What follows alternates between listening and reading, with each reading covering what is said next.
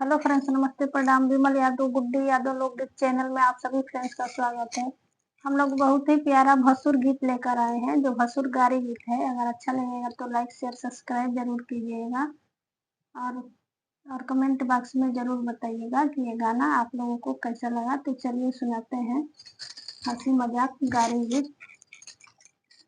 आई हो दादा कैसन भसुर के चरितरबा, आई हो दादा कैसन भसुर के चरितरबा। जवन जवन गहना लैले सब इतर पितरबा, जवन जवन गहना लैले सब इतर पितरबा। आई हो दादा कैसन भसुर के चरितरबा, आई हो दादा कैसन भसुर के चरितरबा। रहले न रहे तो वादा काहे कइला, रहले न रहे तो वादा काहे कइला। अंगना में पापा जी के नामवा हंसैला, अंगना में पापा जी के नामवा हंसैला।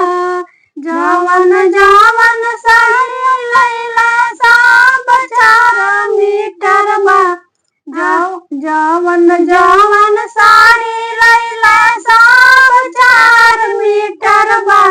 आई हो दादा कैसन भसुर के चरितरबा, आई हो दादा कैसन भसुर के चरितरबा।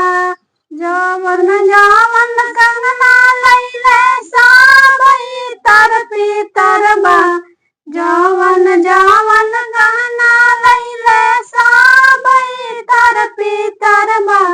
आई हो दादा कैसन भसुर के चरितरबा, आई हो दादा कैसन भसुर के चरितरबा।